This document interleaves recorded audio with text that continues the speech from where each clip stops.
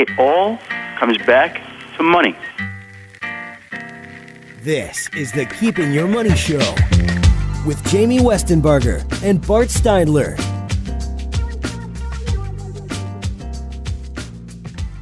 All right, welcome back to the Keeping Your Money Show. I'm Jamie Westenbarger, joined as always by Bart Steindler. If just tuning in or you've been listening the whole time, we are talking about rules of thumb that may not be true when it comes to your financial life. You know, one thing that we talked about, Bart, is at the end I mentioned the life insurance thing.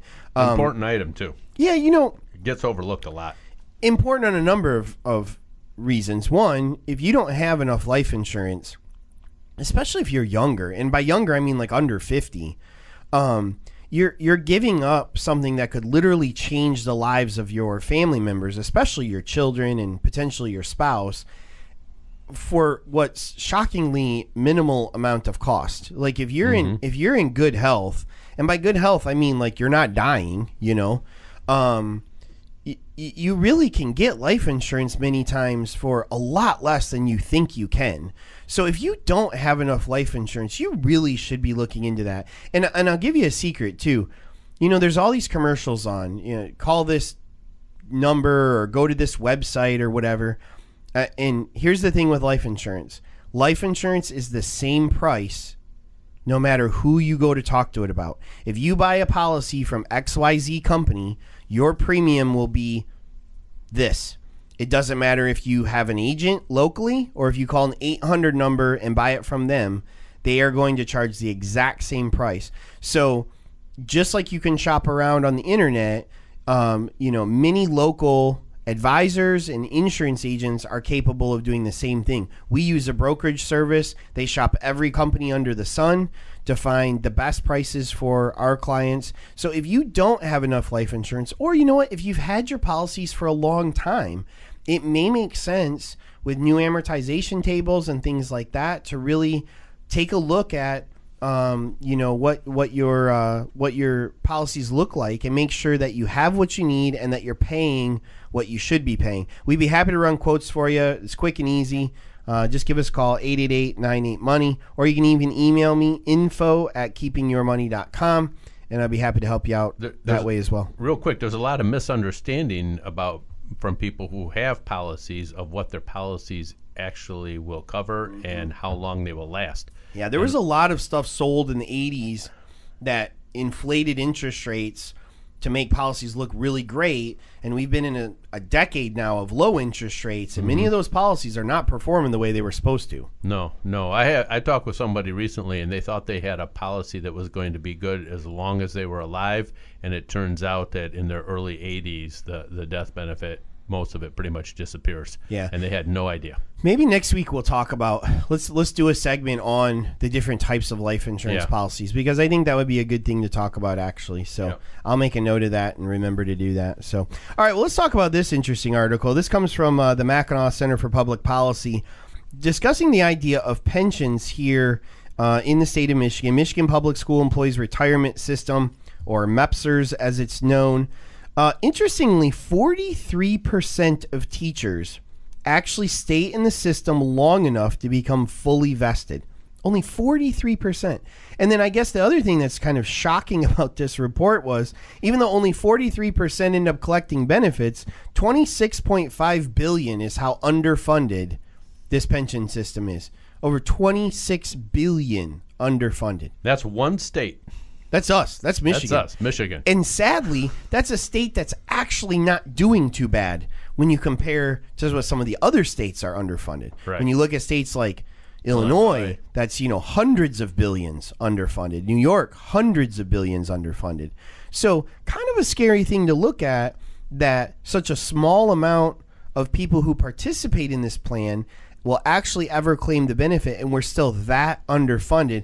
It makes you wonder, as they point out in here, is it time to start considering a different way of compensating, whether it's teachers or whether it's city or state employees, in a way that, number one, gives them job flexibility? Because how frustrating to work somewhere for 8 years, and then because of a decision you make to maybe work in the private sector, or a decision that's made for you, the school's downsizing and you're low man on the totem pole, you have really nothing to show for the time that you put in.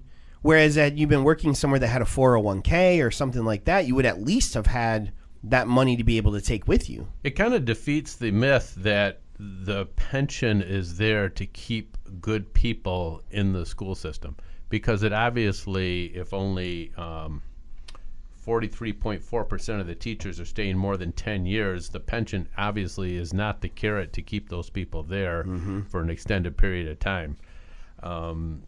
And, the schools all have financial stress, and the amount of money that they have to put in to keep these pensions going is tremendous. And still be underfunded.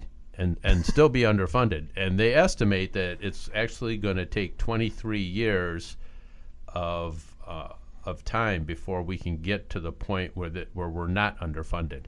And that's providing that there's fiscal responsibility on the part of the state and the different school systems to make sure they keep putting money in and have realistic expectations on return. Well, and that's what I was going to say, and that the investments in their pension fund perform well.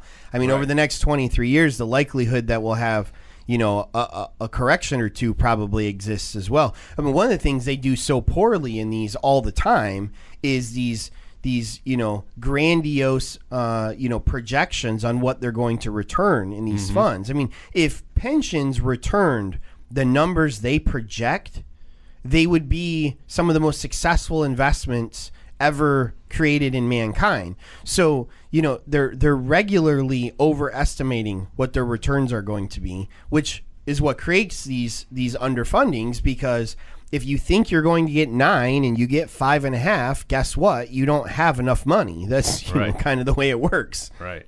And to Michigan's credit, they have toned it down a little bit, but it's still a pretty optimistic amount. I think it's 7 something that they're projecting. They used to project over 8. So, they're getting a little bit more realistic in that. But I saw California the other day. Would they tone theirs down? They came down from 11 to 9 or something Yeah, like that. yeah. And then they said over the last 25 years, they've never done better than 8. right. So they should be projecting 7 or 6.5. then. Right. How do you project a number you've never done better than? I Yeah. mean, that's ridiculous. Yeah. Well, one of the things that I think is going to be a debate that is going to be hotly contested, because obviously this is a benefit that many people enjoy. And if you are a teacher, the reality is you have advanced degrees. You do work in an employment situation where you're making less than had you worked into the private sector. And one of the reasons that people give for that is kind of the ability to retire at a fairly young age with, a viable pension. But if less than half of the people who qualify for this ever access the benefit, you would question whether, the money couldn't be better spent on a really robust 401k. Because if you just look at what's paid into this pension system and what could be paid into a 401k instead, we could have teachers walking out the door retiring with really sizable 401k type balances, because the employer isn't having to fund this pension system that most of these teachers will never actually use. I mean, it just seems like the common sense thing, maybe to benefit all of the teachers, not just 43% of them, and give them a better system they can actually count on. All right, coming up, we're going to talk about rules of retirement that do not apply anymore, including how much can you withdraw from your retirement and successfully make it through the golden years of not working. That's coming up next right here on the Keeping Your Money Show.